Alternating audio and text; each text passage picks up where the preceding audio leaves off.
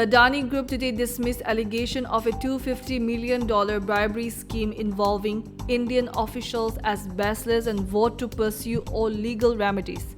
Referring to the U.S. Department of Justice statement that the charges are allegations and the defendants are presumed innocent until proven guilty, the conglomerate reiterated its commitment to governance, transparency, and regulatory compliance.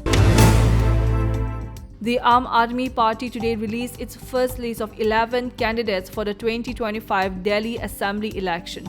The candidate list included 6 turncoats, former Bharatiya Janata Party leaders Brahm Singh Tanwar, Anil Jha and Bibi Tyagi, and former Congress leader Chaudhry Zubair Ahmed, Veer Dhingan and Shumish Shokan. The Arvind Kejriwal-led party's announcement comes just days after its key member Kailash Gehlot resigned and joined the Bharatiya Janata Party. 10 Kuki MLAs from Manipur, including 7 from the ruling BJP-led alliance, have urged the centre to extend AFSPA across the entire state to recover over 6,000 looted weapons.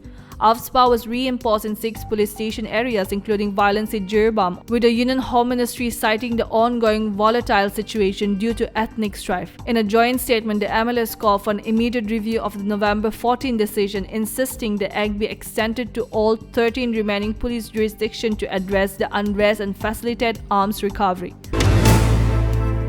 The mother of JDU MLA KH Joy Kishan Singh in Manipur has filed a complaint alleging that Rs 18 lakh in cash and jewellery worth Rs 1.5 crore were looted by a mob that vandalized the legislator's residence on November 16, police said today. A senior officer reported that several items meant for internally displaced people at the MLA's residence in Imphal, Tamaingban area were also destroyed. The complaint was lodged at Imphal police station and an FIR has been registered, the officer said.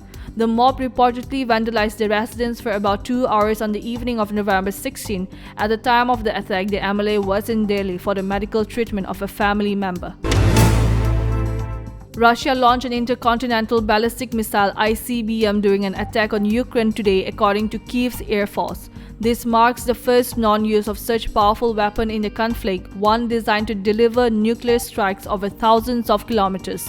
The launch highlights the intensifying tension in the 33-month-old war, coming shortly after Ukraine targeted Russian sites using US and British missiles.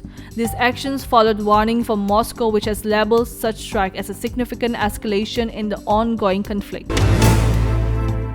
Prime Minister Narendra Modi lauded the Indian women's hockey team for the victory in the Women's Asian Champions Trophy, highlighting their achievement as an inspiration for young athletes.